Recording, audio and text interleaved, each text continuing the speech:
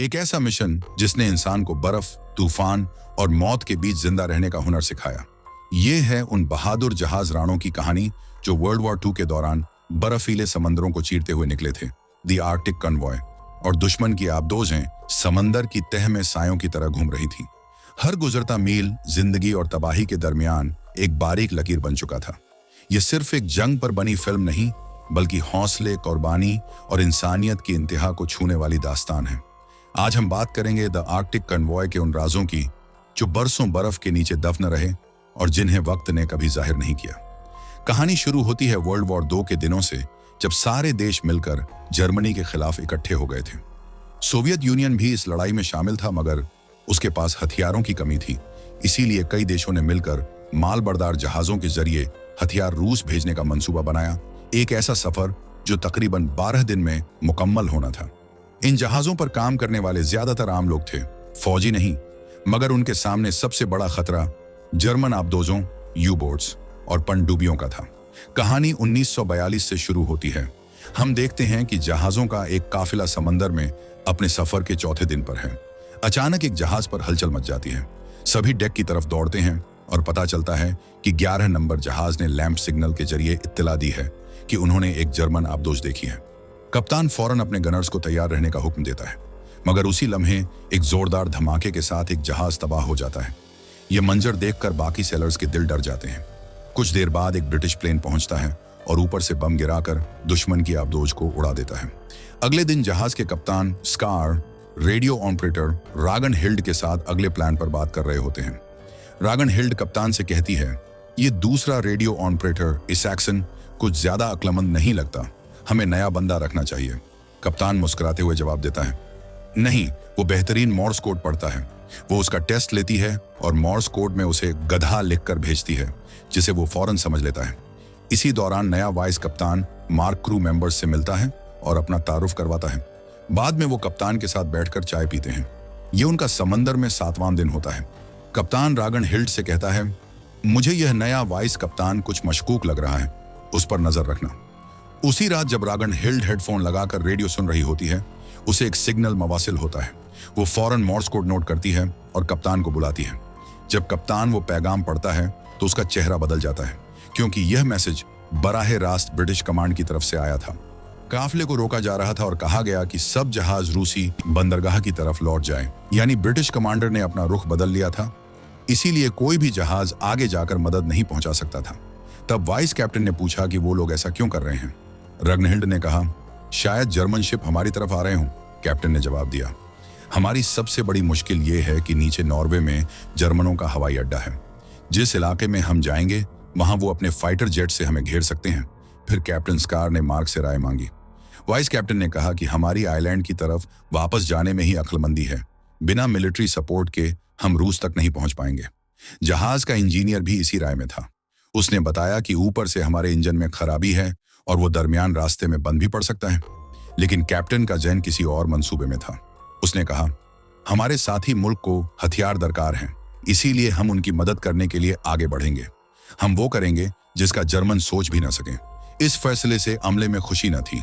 Mark ने पूछा, बाकियों को आप क्या बताएंगे? कैप्टन ने कहा, इतना ही बता दो जितना उन्हें जानने की जरूरत है। अब हर जहाज काफिले से अलग हो गया, मगर ये जहाज अपना सफर जारी रखने लगा। 8वें दिन उन्हें 4 मुख्तलिफ जहाजों से डिस्ट्रेस सिग्नल मौसूल हुए। लग रहा था वो टॉर्पीडो से टकराए और डूब रहे हैं, मगर कैप्टन को इन सब बातों से फर्क नहीं पड़ा। उसने कहा कि सफर बरकरार रखा जाए। तब उनके सामने एक डूबता हुआ जहाज दिखाई दिया। उस पर बैठे लोग मदद के लिए पुकार रहे थे। वाइस कैप्टन फौरन उनकी मदद को जाने का इशारा देने लगा, मगर उससे पहले कि वो नजदीक पहुंच पाते, एक जोरदार धमाका हुआ और मदद के लिए जाने वाले सब लोग हलाक हो गए। ये देखकर कैप्टन ने फौरन जहाज की रफ्तार कम करके उसे दाएं फेरने का हुक्म दिया। दूरबीन से देखा तो मालूम हुआ कि जर्मनों ने पानी में माइनें लगा रखी हैं। फिर जहाज को मुकम्मल तौर पर रोक दिया गया। अब कैप्टन ने कहा, अब हमें समंदर में किसी को उतारना पड़ेगा जो लटक कर माइंस को जहाज के रास्ते से अलग करने का काम करते हैं। कैप्टन उसके लिए सबसे कम उम्र के लड़कों को चुनता है। इन्हीं में एक रेडियो ऑपरेटर सैक्सन भी शामिल था। अब ये सब लड़के लाइफ जैकेट पहनकर रस्सी के सहारे नीचे उतरते हैं और बहुत एहतियात से छड़ी के जरिए माइंस को दूर करने लगते हैं। अचानक वो रस्सी जिससे सैक्सन लटका हुआ था खुल जाती है और वो पानी में गिर जाता है। वो लोग फौरन रस्सी नीचे फेंक कर उसे पकड़ने को कहते हैं, मगर इसैक्सन रस्सी नहीं पकड़ पाता और जहाज से पीछे रह जाता है। वो मदद के लिए जोर जोर से आवाजें देता रहता है, मगर पानी में माइंस होने की वजह से जहाज को रोका नहीं जाता। इसैक्सन धुंध में कहीं गुम हो जाता है। कैप्टन कहता है कि हम कुछ नहीं कर सकते। उसकी बात सुनकर सभी अमले के लोग हैरान रह जाते हैं। तभी मार्क गुस्से में कैप्टन से कहता है, अगर अगली बार ऐसा कोई काम करना हुआ तो खुद कर लेना। जहाज और माल तो बचा लिया, मगर उस लड़के का क्या जो डूब गया। कैप्टन पुरसुकून लहजे में जवाब देता है, मेरा काम सख्त फैसले लेना है। अगर तुम्हारे तरीके से चलता तो हम सब मर जाते। अब सभी लोग इस वाक़े से अफसुर्दा हैं।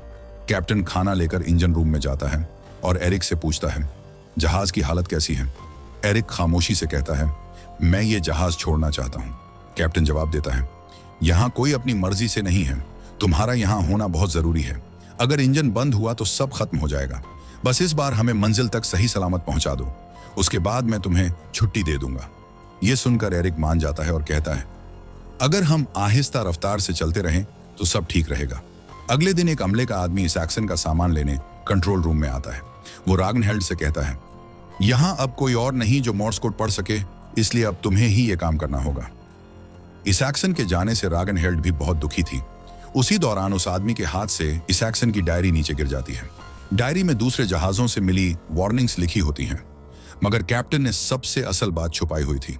तभी वाइस कैप्टन स्कार के केबिन में आता है और कहता है, यह बात फैल गई है कि मिलिट्री सिक्योरिटी हटा ली गई है, इसीलिए अब यह मामला तुम ही संभालो। कैप्टन ने सख्त लहजे में कहा। फिर वो अपनी गन उठाकर अमले के एक मेंबर की तरफ बढ़ा। पूरे जहाज पर एक अजीब सी बेचैनी छा गई थी। सबके चेहरे गुस्से से लाल थे, लेकिन स्कार ने बड़ी मुश्किल से सबको ठंडा कर लिया। आज उन्हें समंदर में निकले 9 दिन गुजर चुके थे। वो एक लंबा फासला तय कर चुके थे। अचानक उन्हें 23 नंबर जहाज से मदद का सिग्नल मिला। ऐसा लग रहा था कि उस पर किसी ने हमला किया है, मगर कोऑर्डिनेट्स मिलने से पहले ही कनेक्शन टूट गया। कुछ देर बाद उन्होंने देखा कि वो जहाज धीरे धीरे डूब रहा है। इसी दौरान मार्क और स्कार के बीच तल्ख बहस शुरू हो गई। अभी बात खत्म भी नहीं हुई थी कि एक जर्मन फाइटर प्लेन उनके ऊपर चक्कर काटने लगा और फिर अचानक हमले के लिए नीचे झपटा।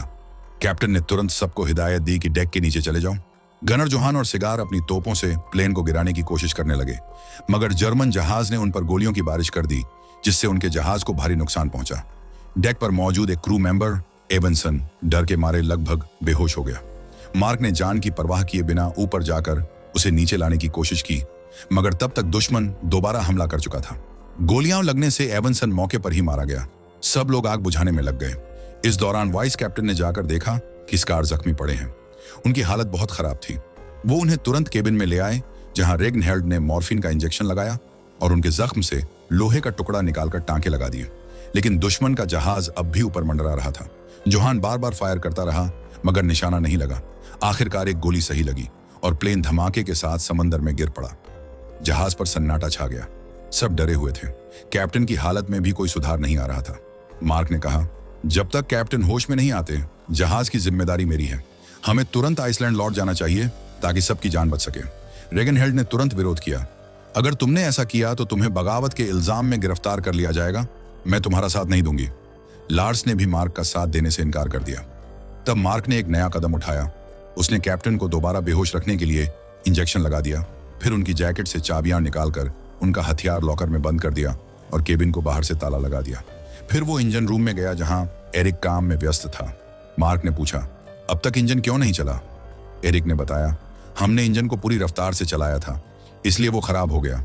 अब हम सिर्फ धीमी रफ्तार पर कुछ दूर जा सकते हैं, फिर उसे बंद करके रिपेयर करना होगा, जिसमें 12 से 14 घंटे लगेंगे। मार्क वापस कमांड रूम में आया तो रागनहेल्ड बोली, हमें अभी भी मदद के सिग्नल मिल रहे हैं, लेकिन पता नहीं कितने जहाज बाकी बचे हैं। अगर हम ऐसे ही धीमी रफ्तार से चलते रहे तो जर्मन हमें भी डुबो देंगे। मार्क गहरी सोच में पड़ गया। उसका आइसलैंड लौटने का प्लान नाकाम हो चुका था। उसने नक्शा ध्यान से देखा, कुछ हिसाब लगाया, फिर जहाज को दक्षिण की दिशा में मोड़ने का आदेश दिया। बाद में उसने सभी अमले को डेक पर बुलाया और बोला, जर्मनों के हमले से हमें भारी नुकसान हुआ है। एवंसन अब हमारे बीच नहीं रहा और कैप्टन भी घायल हैं। हमें अब समझदारी से काम लेना होगा। इंजन कुछ ही देर में बंद होने वाला है, मगर हम अभी भी उम्मीद नहीं छोड़ते। हम उत्तर की तरफ जा रहे हैं, वह जगह जो जर्मन जहाजों के दायरे से बिल्कुल बाहर है। चारों तरफ बर्फ की तह पड़ी है, यहाँ यू-बोट भी अटैक नहीं कर सकती। हमारी कोशिश यह है कि जहाज की रिपेयर के लिए वक्त मिल जाए ताकि जहाज डूबने से बच जाए। जब मौका मिलता है तो सब लोग इकट्ठे होकर एवंसन को अलविदा कहते हैं और अपने अपने केबिन्स में वापस चले जाते हैं। हम जोहान और सागर को देखते हैं। जोहान अपने बाजू पर टैटू बना रहा है। उसकी आदत यह है कि हर मार गिराए गए प्लेन के लिए बाजू पर एक लकीर खींचता है। आज उसने नया प्लेन मार गिराया है। सफर का 12वां दिन है। जहाज इस ठंडे इलाके में पहुंच चुका है जहां जर्मन फाइटर प्लेन आमतौर पर नहीं आते। हर तरफ गहरी बर्फ छाई हुई है। मार्क कैप्टन के केबिन में जाकर उन्हें फिर से बेहोश करने वाली दवा देता है। फिर मार्क एरिक से पूछता है कि रिपेयर में कितना वक्त लगेगा। एरिक गुस्से में कहता है, पता नहीं, जितना वक्त लगेगा लगेगा। मार्क ऊपर डेक पर आता है और देखता है कि जोहान मशीन गन से बर्फ हटा रहा है जो सख्ती से जम चुकी है। मार्क फरमाता है कि घबराने की जरूरत नहीं, हम उतर में हैं, यहाँ आमतौर पर जर्मन फाइटर प्लेन नहीं आते। तब रीगन हिल्ड कहती है कि यहाँ आने का फैसला तुमने अच्छा किया। इंजन ठीक होने तक क्रू भी आराम करेगा और मुमकिन है हमें रूसी हवाई मदद मिल जाए। मार्क कहता है कि लेकिन उसे रूसी हवाई मदद की कोई उम्मीद नहीं है। पहले भी उसने रूसी मदद की उम्मीद रखी थी। एक बार वह 15 लोगों के साथ एक लाइफ बोट में होता है। उसे उम्मीद होती है कि शायद रूस मदद करे, मगर कई जहाज गुजरते रहे और कोई मदद नहीं मिली थी, जिससे सब लोग सर्दी से मर गए थे और हम सिर्फ 4 लोग बचे थे।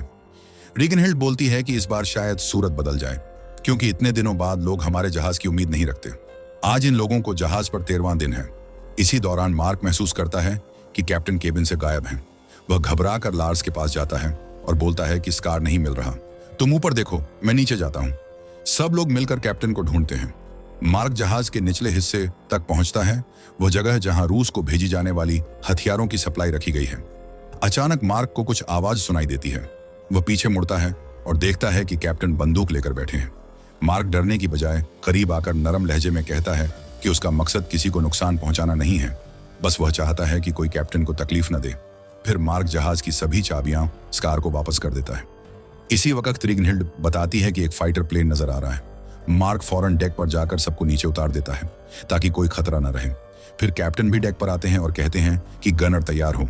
मार्क बताता है कि गन जम चुकी है और उसे चलाया नहीं जा सकता। कैप्टन को याद आता है कि जहाज पर 3 बड़ी तोपें भी मौजूद हैं जो रूस को भेजनी है। समस्या यह है कि ये तोपें बहुत भारी हैं और क्रेन के बिना ऊपर लाना मुश्किल है, इसलिए उन्हें कार्गो हीच से ही चलाना पड़ेगा। यानी तोपें उसी जगह से फायर की जाती हैं जहां वे रखी हुई हैं। जहां वो लोग तोप को हेज के बीच ले जाते हैं ताकि नीचे से हवाई जहाज को निशाना बनाया जा सके। मार्क देखता है कि मौसम साफ हो रहा है और इसी वजह से जर्मन आसानी से उन्हें ढूंढ लेंगे।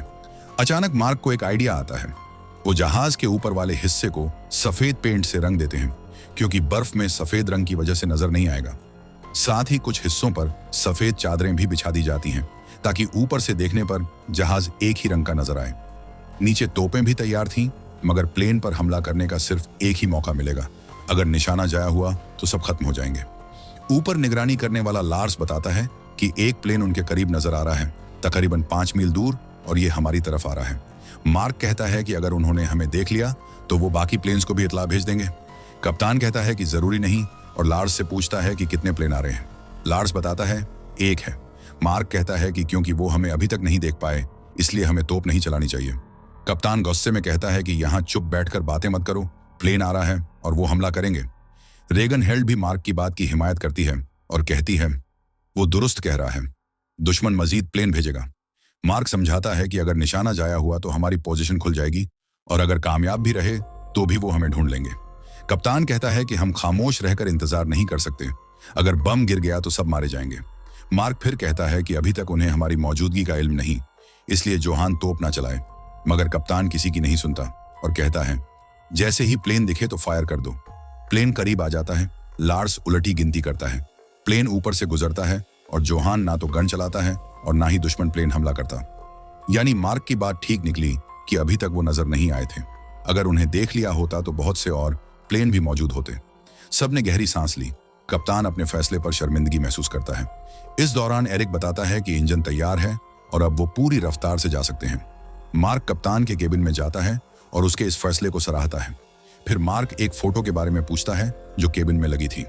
कप्तान बताता है कि उसने तकरीबन सारी जिंदगी समुद्र में गुजारी है और जहाज वालों को अपनी फैमिली समझता था। वो कहता है कि वो 5 बार अटलांटिक पार कर चुका है और हमेशा सोचता था कि जहाज पर बड़े फैसले एक आदमी को लेने चाहिए, मगर तजुर्बे ने दिखाया कि वो गलत था। इसलिए अब जहाज की कमान तुम्हारे हाथ में है। बाद में मार्क डेक पर आकर रीगनहिल्ड से पूछता है कि तुम आखिरी बार कब घर गई थी। वो कहती है 4 साल पहले। मार्क कहता है, मैं भी 1.5 साल से घर नहीं गया, मगर अब उसका इरादा बदल चुका है। वो वापस नहीं जाएंगे बल्कि रूस जाएंगे और वहां हथियार पहुंचाकर लोगों की मदद करेंगे। तब जहाज रूस की तरफ रवाना हो जाता है। मूवी के आखिर में बताया गया कि दूसरी जंग अजीम के दौरान इसी रास्ते पर 70 जहाज रूस भेजे गए, जिनके जरिए तकरीबन 4 मिलियन टन जंगी साजो सामान पहुंचाया गया। 1943 की सख्त सर्दियों में रूस ने जंग में फतह पाई और इसमें नॉर्वे के 30,000 समुद्री कारकुनों का बड़ा हिस्सा था, जिन्होंने मर्चेंट नेवी के मिशन में हिस्सा लिया, मगर उनमें से 4,000 कभी अपने घर वापस नहीं लौटे। तो इसी के साथ ये मूवी यहीं पर खत्म हो जाती है। अगर आप लोगों को हमारी ये कहानी अच्छी लगी हो तो कमेंट करके जरूर बताइए और साथ में चैनल को सब्सक्राइब करना ना भूलें।